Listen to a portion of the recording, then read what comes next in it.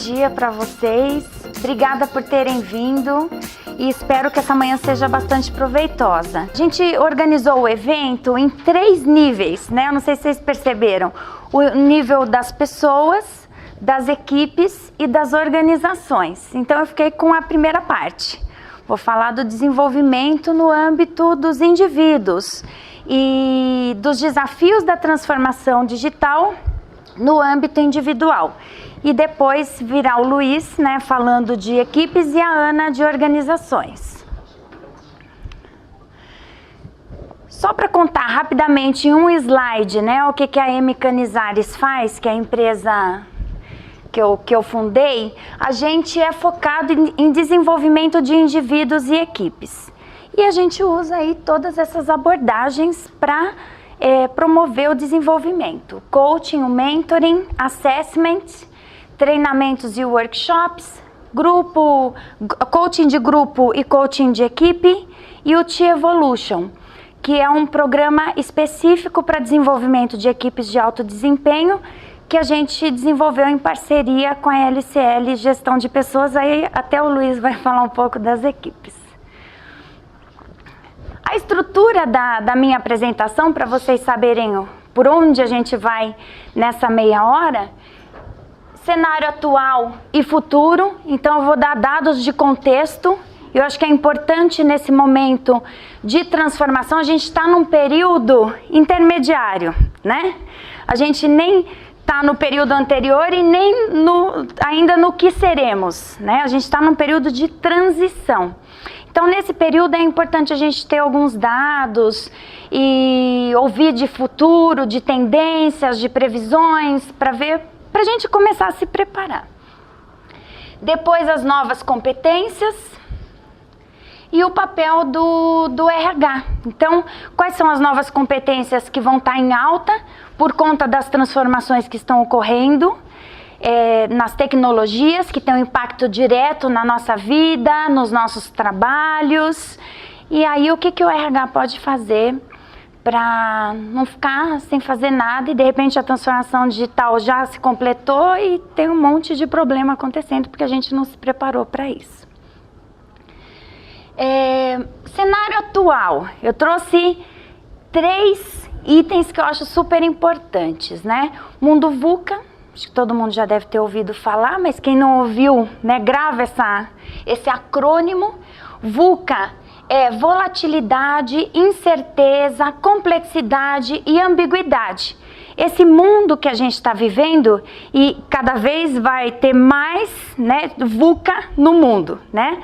É um mundo que é altamente complexo, as realidades mudam com muita rapidez, as coisas se tornam obsoletas muito facilmente, são realidades difíceis de prever. Já se fala até desse planejamento de longo prazo que está difícil de ser realizado pelas empresas, porque a gente não consegue saber o que vai ser do futuro olhando históricos, né? Porque como que a gente fazia planejamento estratégico num mundo mais estável, antes do mundo VUCA?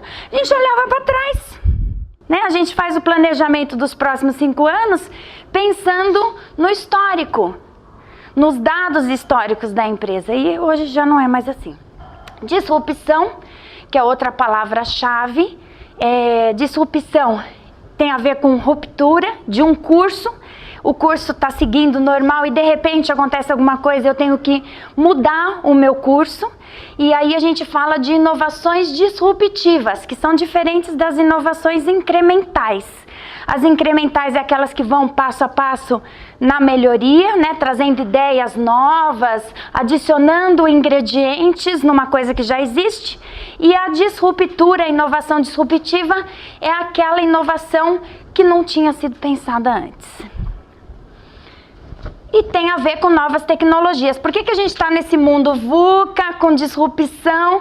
Porque estão entrando novas tecnologias que vão revolucionar a forma como a gente vive e como a gente lida com as coisas.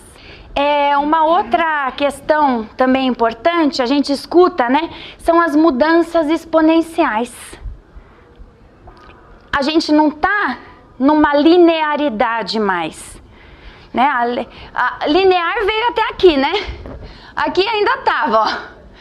Então aqui a linha do tempo, né? O computador pessoal, internet, mídias, plataformas. Mas agora, né? Por volta de 2020 para frente, tem tantas tecnologias entrando que tem um impacto fundamental na forma como a gente faz as coisas, que vai ser difícil a gente lidar, né? A gente precisa estar preparado para isso. Isso é a mudança exponencial. E aí, olha só, eu trouxe só um exemplo, eu falei, eu vou fazer uma linha do tempo com os aplicativos queridos, né? As coisinhas, os recursos que a gente usa. Ó, 2007, primeira versão do Kindle. 2008, Airbnb, Waze, Spotify. 2009, Uber, WhatsApp. Então, se a gente pensar, né, num exercício, em 2005 a gente vivia como a gente vive hoje? Olhando para trás, né? E parece ontem, né? 2005. Quanto tempo? 14 anos.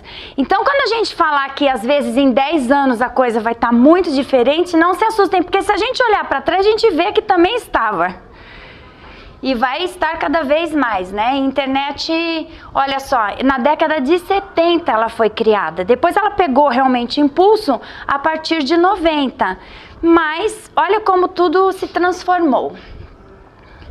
Cenário futuro, eu trouxe algumas imagens para a gente conectar os drones que dizem que vão revolucionar o mercado de logística, de entregas.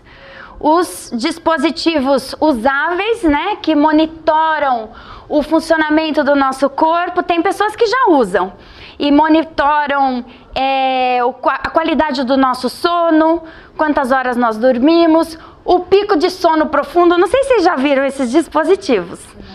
Então eles monitoram e vai ser cada vez mais comum que cada um de nós tenha use, né, no corpo dispositivos. Inclusive tem pesquisas que falam que a gente vai implantar dispositivos também, não são só usáveis, né, os wearables. Eles vão ser dispositivos internos, inclusive no cérebro. O carro autônomo, que também vai mudar muita coisa, né? A inteligência artificial, a utilização de robôs, as lojas físicas, né? Que com a tendência é sempre as vendas ocorrerem pela internet. Um outro estudo fala que as lojas físicas serão apenas espaços de experiência com o produto, não de venda. Os assistentes pessoais, que vão estar muito mais evoluídos, e daí realmente para dar conta da complexidade do dia a dia, a gente talvez precise de um assistente pessoal, que hoje a gente tem os assistentes do celular, né? Siri, a Cortana, o próprio Google, você fala com ele te dá algumas respostas, mas às vezes ele fala, não entendi, né? Ele não, ainda é limitado, mas está perto de não ser. E a questão da longevidade, que eu estava passando aí nos grupinhos, já estava falando disso, né? O aumento da longevidade. E aí, quando a gente fala mais do nosso dia a dia, de desenvolvimento, RH, organizações, o que a gente está falando de cenário? O conhecimento se tornará obsoleto muito mais rapidamente. As evoluções tecnológicas encurtarão a durabilidade das competências. Então, um mesmo profissional vai ter que se requalificar ao longo da sua jornada de trabalho, né, a sua carreira profissional, muitas vezes, porque os conhecimentos vão ser muito obsoletos em pouco tempo. E tem uma outra expectativa, que as competências, né, os skills técnicos, eles perderão espaço para os skills mais sociais e de colaboração. Porque os skills técnicos, eles serão absorvidos por quem? Tecnologia, inteligência artificial, né? Que vai fazer isso melhor que a gente. porque tem uma capacidade de memória, né, ilimitada, sabe lidar com vários dados ao mesmo tempo. Inteligência artificial gerará 2.300.000 postos de trabalho. Essa é a expectativa do Gartner. Em 2018 eles fizeram um estudo. Eliminará 1.800.000. Então assim, a gente ainda está no lucro, a gente está no lucro. É mais ou menos, é que a gente vai ter que se transformar, né? Sim, esse é o medo, né? É. E o que a inteligência artificial faz melhor do que os humanos? Já pararam para pensar nisso? Que eu acho que é legal, porque o que eles fazem melhor que a gente vai perder espaço para eles. Que as tarefas repetitivas, que exigem alta precisão e aquelas tarefas que exigem um trabalho com grandes volumes de dados, de informações. E o que ela não consegue fazer? Empatizar, definir estratégias, ser criativo e improvisar. Então esse é o campo que nos resta. Só que se você pensar na quantidade de trabalho, de postos sendo eliminados e outros criados com outras competências sendo exigidas, o desafio é como a gente se prepara, né? E olha que interessante que o Gartner apurou nessa pesquisa. De 2013 para 2017, houve no mínimo 25% de mudança nos pré-requisitos de habilidades e conhecimentos escritos nas vagas postadas na internet. E eles usaram machine learning para fazer essa apuração.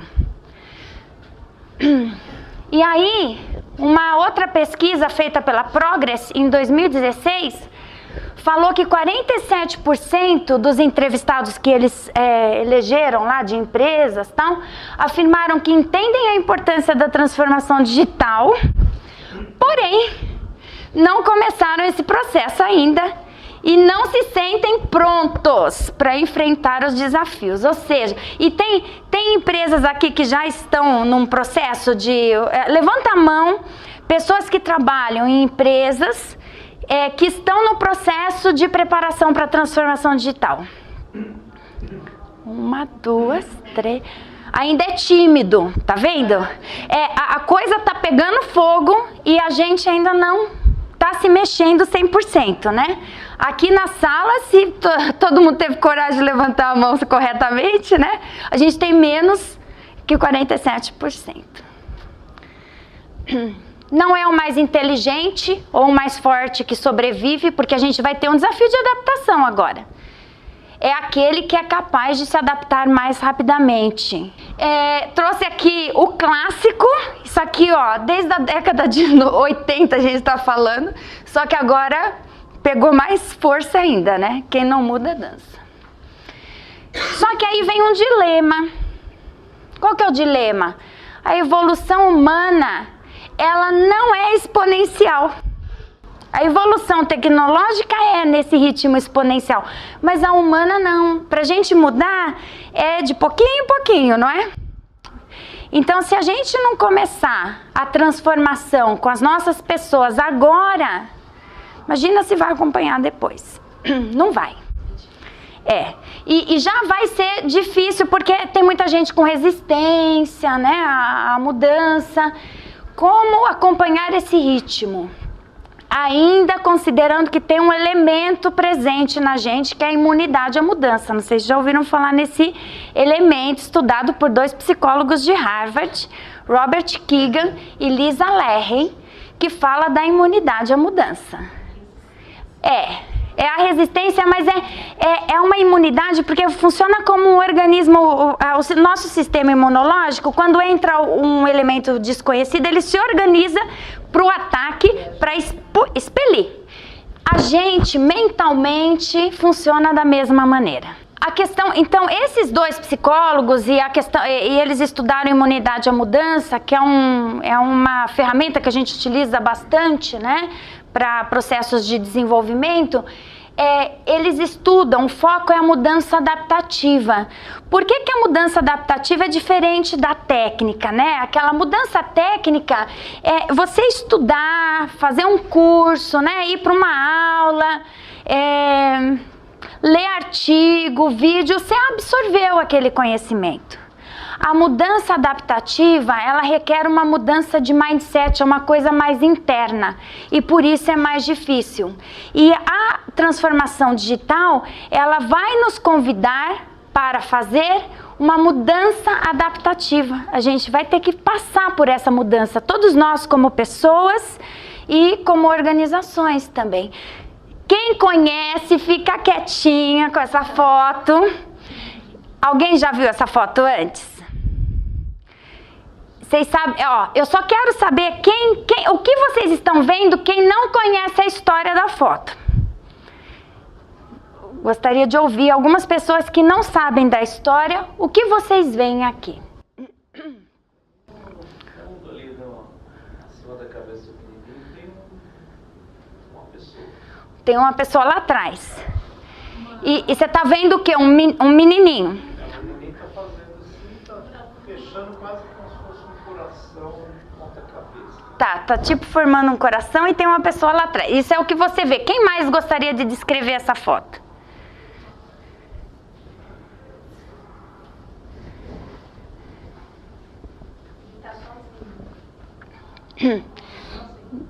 Tá sozinho.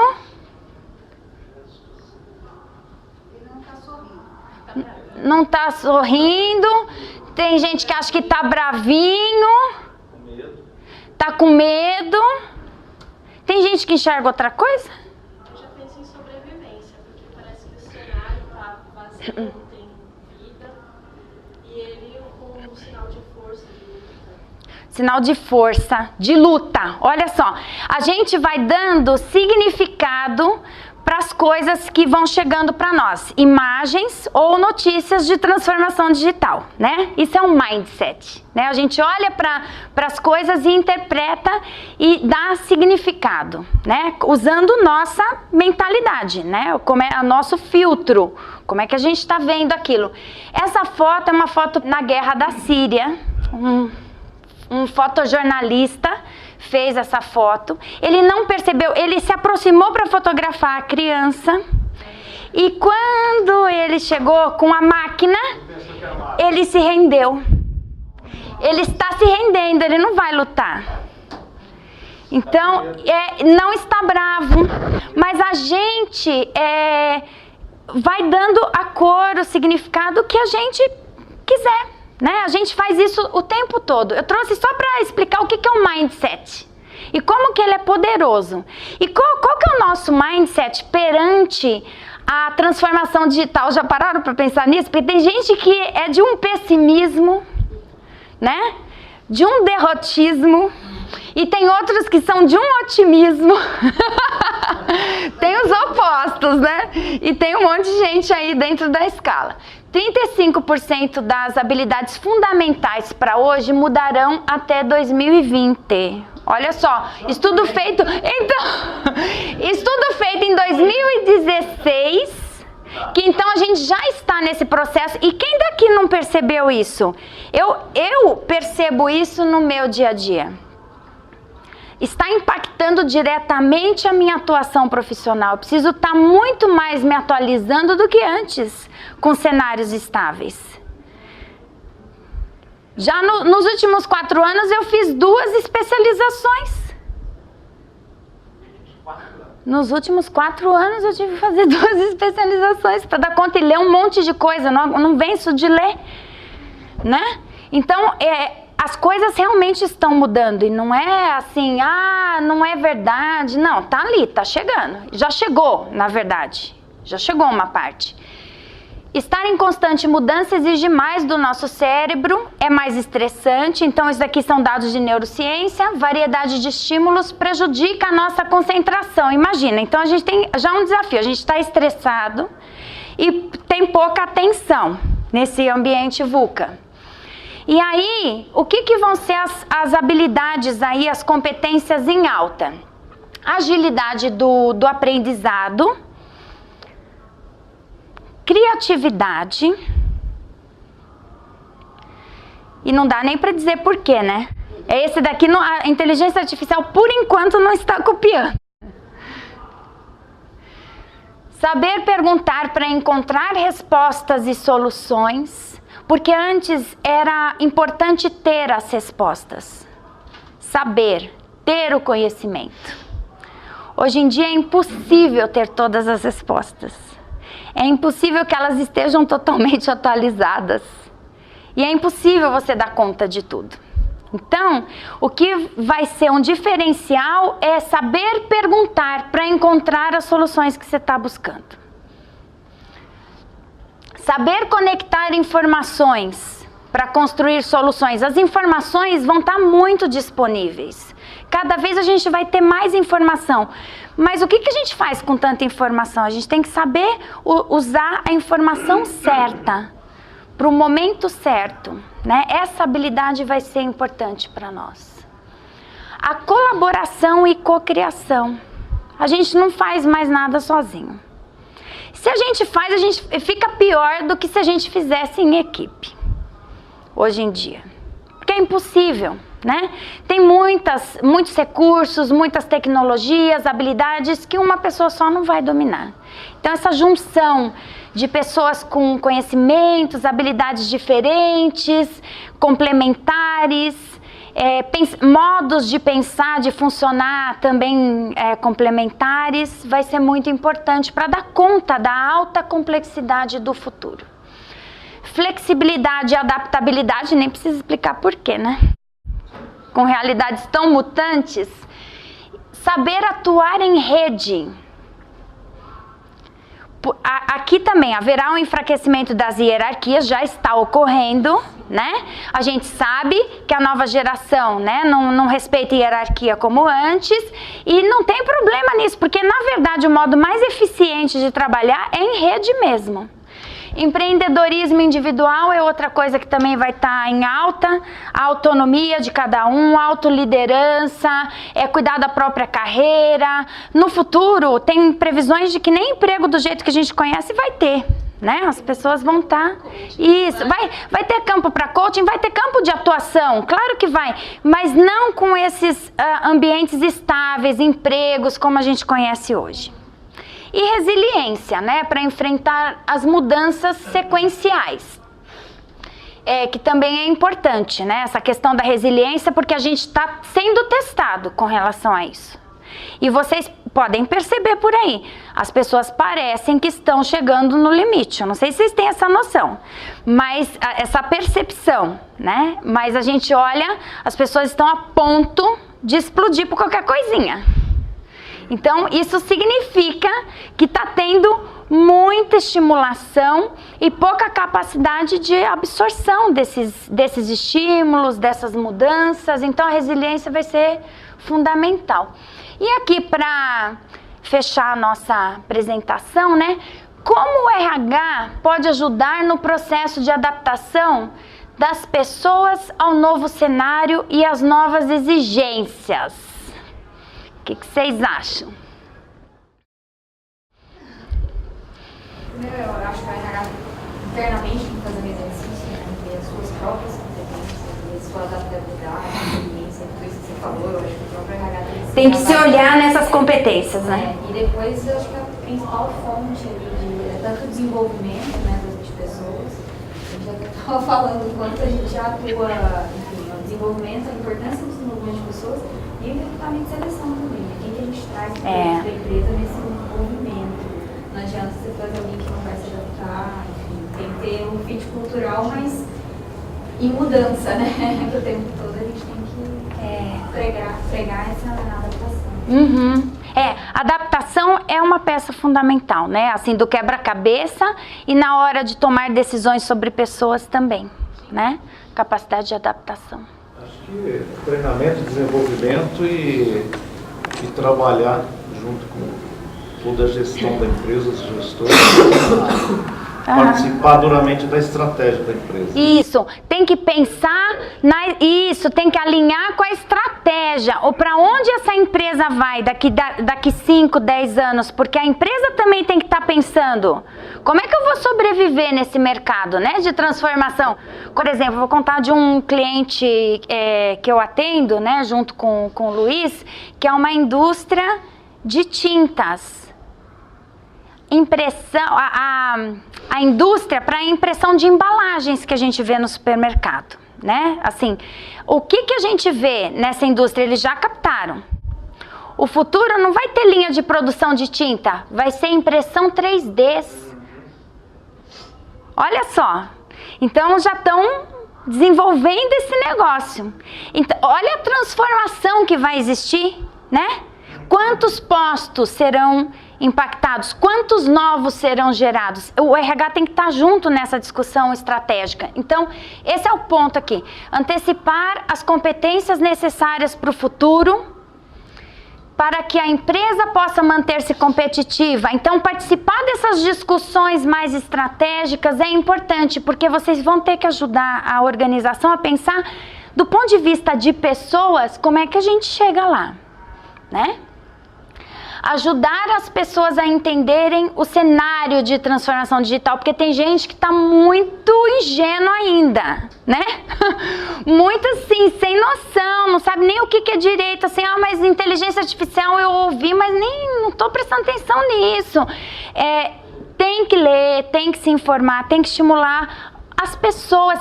Tem empresas que a gente se surpreende, que as pessoas nunca ouviram falar de mundo VUCA.